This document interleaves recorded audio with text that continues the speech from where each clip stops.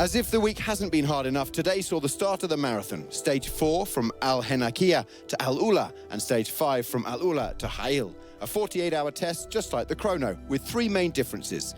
The marathon is 2 specials, whereas the chrono was just 1, with set distances each day and only 1 overnight bivouac. And riders have a limited time to work on their bikes before they're locked in what's called parc fermé. That's the bikes, not the riders. No mechanical assistance, but they can help one another. And it was cold this morning at the start. What are you dreaming of now? A warm bed. Just stay at home. Like your body feels warm, but then your face gets so cold and your hands, it's brutal. The testing nature of the marathon was clear today as 3 of the big favourites, Brebeck, Branch and Howes, made a potentially catastrophic navigation error in the final 20k. Gloomy faces at the finish. Definitely not the best day of the week. I opened almost all day. I'm really happy with my riding and I'm happy with my navigation, but yeah, like 15 kilometers back, man, we made a big mistake and that definitely killed us. One moment we were doing such a good job and all 3 of us were opening so well, and the next moment we're way out of contention. We just didn't get in the right canyon and we had to go all the way back and recalibrate and try it again to get it the good way because yeah, we ended up losing like 15 minutes there, so it was a total bummer. If you want to win the Dakar, I suggest you never to open. No such issues for informed Daniel Sanders, who made it 4 wins from 5, a first since Petter Hansen in '97, and extended his lead. It's good when you can just focus on what you're doing and not looking at other lines and making sure, because you're 100% focused on the road book, and then I'm sure they'll be following the lines a little bit, but hopefully no mistakes and no big ones. Pushing our leader all the way today, Honda's Tosha Sharena, although he actually stopped for a few minutes at the end so he wouldn't have to open tomorrow.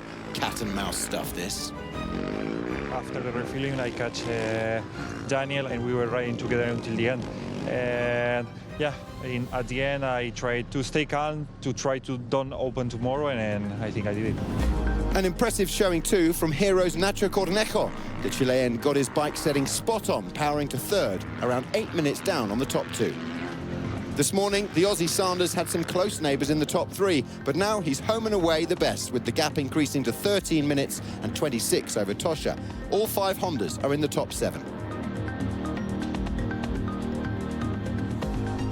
The second division in the motos, Rally 2, is still led by Breakthrough Biker of the Year, Edgar Canet, but his overall advantage has dropped to just 3 minutes 24, thanks to a staged triumph today for his main rival, Tobias Ebster. The Austrian enjoys the atmosphere of a marathon stage. Yeah, now we have to set up the tent, and it's like almost same like last year in Malemoto. I'm feeling like home right now. 30 minutes in Rally GP, an hour in Rally 2. The riders had time for a few basic repairs before their bikes were locked up for the night. The marathon continues tomorrow.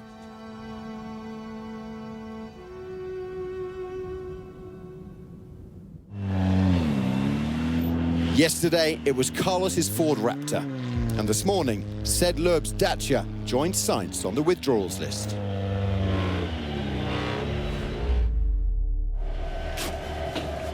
That leaves just Nasser of the big 3 still in the race. Previous winners Nani Roma and Ginny de Villiers remain, but Nani is 61 hours behind, and it's 16 years since Ginny's victory.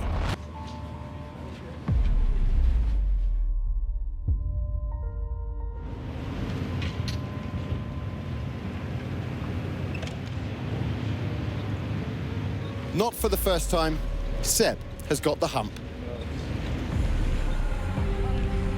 And his Dakar dream has died for a 9th time. With rain forecast, best get these wipers clean, but it was cold at the start and there would be wind and heat to come. Leading out in the cars for a first time after his maiden victory, 19-year-old Saud Variawa. Repeating yesterday's feat was always going to be a struggle, and the South African finished down in 27th today.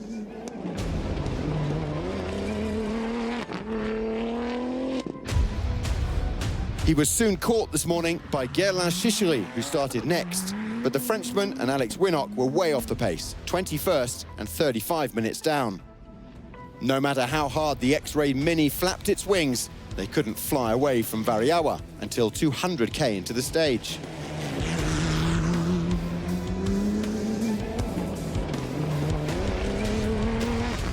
Focus and confidence from Nasser al-Attiyah at the start line, with his rivals dropping like flies. And soon it was double dacha as Cristina Gutierrez joined them on the course. As a driver, it does pay to have breakdown cover. And Gutierrez and Pablo Moreno must feel like they're providing roadside assistance this year. Today, the 4th day in a row they've stopped to help teammates. Nasser and the rest of the Sandriders owe them at least a basket of muffins. Eventually they got going again, but al-Attiyah lost 33 minutes today on the stage winner. Unlike Juan Cruz Jacopini, of whom we haven't seen much this year, 7th in 2023, but 3rd place today means he's 8th overall, 40 minutes off the lead.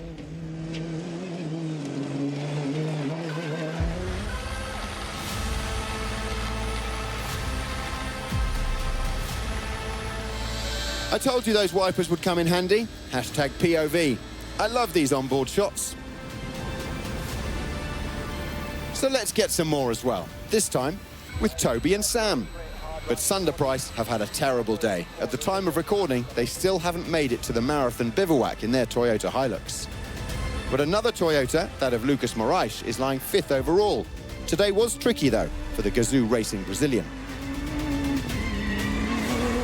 We try to carry a good rhythm and not going crazy to not get punctured, but suddenly, one puncture and then second puncture and then third puncture, I say, how?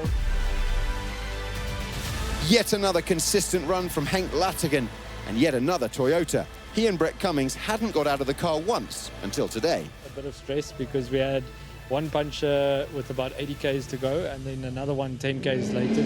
Lattigan's overall lead was cut, though, as Yazid Al-Raji tasted victory for the first time in 2025. Toyota Hilux is locked out the Stage 4 podium, and there's definitely something to be said for reliability, especially at the Dakar.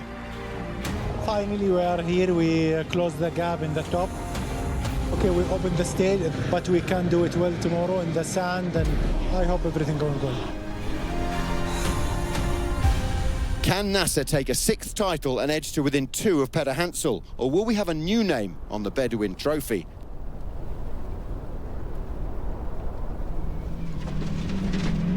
So much dust this year. Has anyone got one of those little, those like cloth things on the end of a long stick? Do you know the thing I mean, that's under the sink? Oh yeah, brilliant, thanks mate. So far, this year's Dakar is a walk in the park for 2019's quad champion Nicolas Cavigliasso. That is, if your walk in the park involves high speeds, 4 wheels, rocks and punctures. Tourists occupy the top 7 places in the T3s.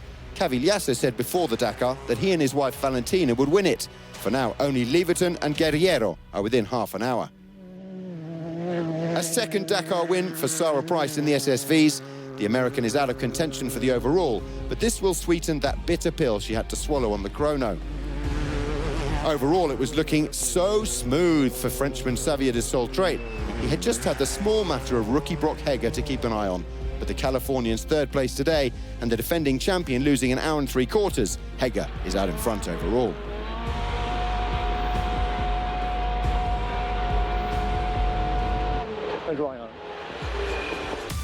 So, the specials on the Dakar 47 Marathon menu du jour are a starter of 415k through volcanic landscapes, which came with a side of canyons. That was delicious. For your next course, a 428k medley of fast tracks, deep sand and stony ground. The desert dessert is, of course, a well-deserved rest day on Friday. Catch you tomorrow, rally fans.